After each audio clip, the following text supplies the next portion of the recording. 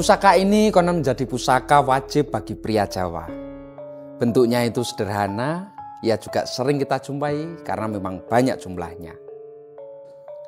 Dan pada kesempatan kali ini kita akan membahas tentang bagaimana pusaka tersebut menjadi salah satu pusaka wajib bagi pria Jawa. Terlepas daripada itu, pada zaman dahulu itu sebagai pria Jawa memiliki keris itu seperti sebuah kewajiban. Bahkan ketika lupa tidak membawa keris, rasanya itu seperti ada yang kurang.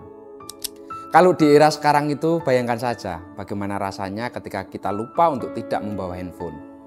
Pasti jadi gundah, gelisah, dan bahkan tidak tenang. Barangkali begitu pula orang zaman dahulu ketika orang-orang itu lupa tidak membawa kerisnya saat bepergian.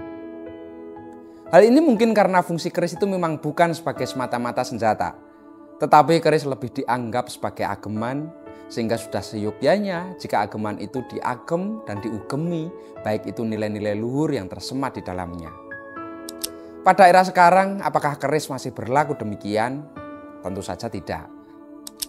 Seiring berkembangnya zaman, fungsi keris itu memang bergeser dari mulai fungsinya sebagai senjata, lalu berkembang menjadi simbol status sosial, karya seni, cindera mata, hingga sebagai simbol harapan dan doa dari sang empu maupun sang pemiliknya.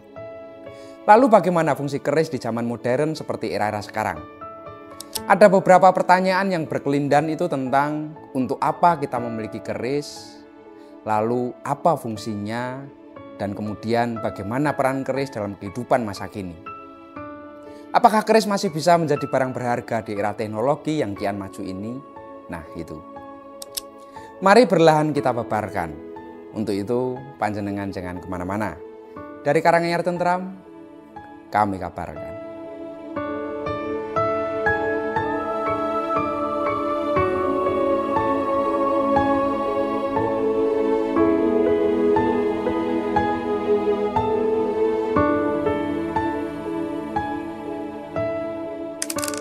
Sebelum menjawab beberapa pertanyaan tersebut, saya sudah membawa salah satu pusaka sederhana, namun cukup sangat istimewa. Dan lewat pusaka ini, mari kita bahas sekaligus kita jawab bersama mengenai fungsi keris di era modern saat ini. Baik, sekarang kita mulai dari busananya. Pusaka ini menggunakan busana Gayaman Surakarta dengan bahan kayu trembalo, gandarnya itu iras alias tanpa sambungan.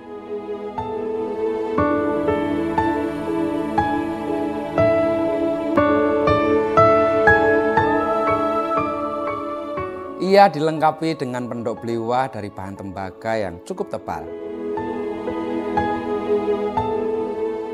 Secara keseluruhan, busana pusaka ini membawa kesan yang sangat wangun, nampak sekali prasaja, dan pastinya tutut hati. Sekarang, mari kita buka dan kita bahas lebih dalam tentang isi pusakanya.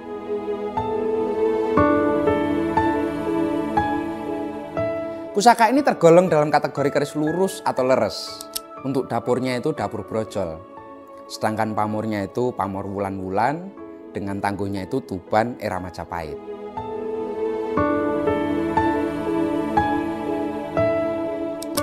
Tuban pada era Majapahit itu bukan hanya dikenal sebagai kota pelabuhan yang ramai oleh lalu lintas dagang dan kapal-kapal asing, tapi juga sebagai salah satu pusat kebudayaan yang hidup dan sangat dinamis. Di sanalah berbagai unsur budaya dari pedalaman dan pesisir itu saling bertemu, bahkan berbaur dan melahirkan bentuk-bentuk ekspresi baru yang sangat sekali khas termasuk dalam dunia tosan ajinya. Dalam situasi yang terbuka terhadap pengaruh luar itu, namun tetap berpijak pada tradisi Jawa. Bahwa keris-keris Tuban itu lahir dengan gaya yang sangat sekali identik, sederhana, membumi, tapi menyimpan kedalaman makna. Keris-keris dari Tuban pada masa itu memang tidak dibuat untuk semata-mata memukau pandangan. Bentuknya itu kecenderungannya atau seringkali itu sederhana, nampak sekali lugas dan tidak banyak ornamen yang terlihat mencolok. Namun justru disitulah letak keistimewaannya. Kesederhanaan itu memang bukan berarti kekosongan. Ia justru mencerminkan sebuah kedalaman dan kejernihan batin dari sang empu pembuatnya. Setiap bentuk bilah, setiap pola pamor, dan setiap rincian adalah hasil olah rasa dan laku spiritual yang sangat matang. Diciptakan bukan hanya dengan keahlian teknis, tetapi juga dengan perenungan yang sangat panjang. Begitu luar biasa.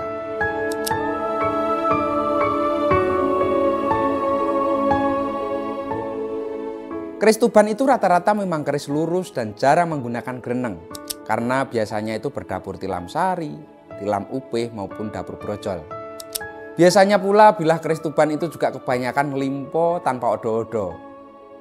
Terus kalau kita lihat gandiknya itu dia agak tegak, lalu gonjonya itu rata-rata lurus dengan perut gonjo itu batok menggurep, serta ekornya itu nguceng mati. Untuk pamornya pun ia tampil dengan cukup mencolok dengan menancapnya pamor pada bilah yang terlihat pandes. Secara keseluruhannya keris Tuban itu tampil dengan kesan yang sederhana, lugas namun sangat berwibawa.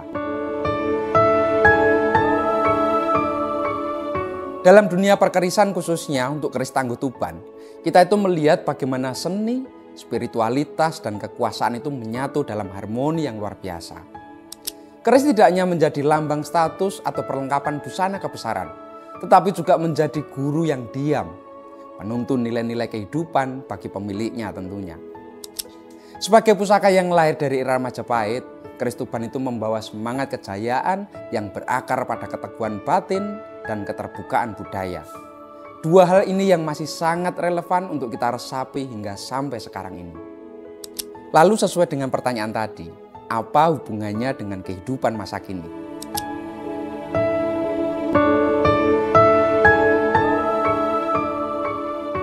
Justru dari sinilah kita bisa belajar.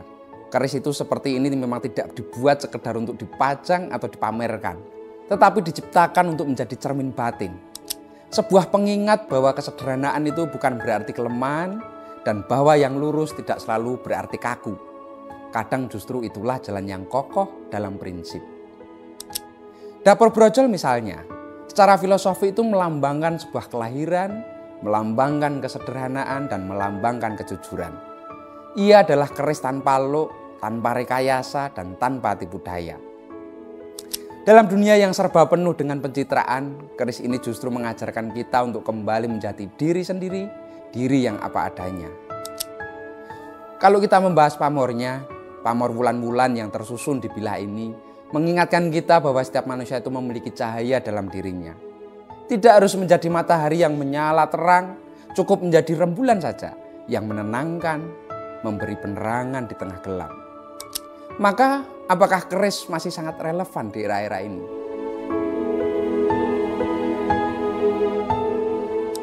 Bagi sebagian orang itu mungkin tidak. Tetapi bagi mereka yang memahami filosofi hidup, keris adalah sumber nilai dan sumber laku. Itu yang sangat penting. Ia tidak lagi berfungsi sebagai senjata, tetapi sebagai penjaga makna. Bahwa menjadi pria Jawa bukan semata soal darah keturunan semata, tetapi soal bagaimana memaknai hidup dengan nilai-nilai yang adiluhung. Maksudnya itu nilai yang kesederhanaan itu, nilai yang jujur, keteguhan, dan ketenangan batin.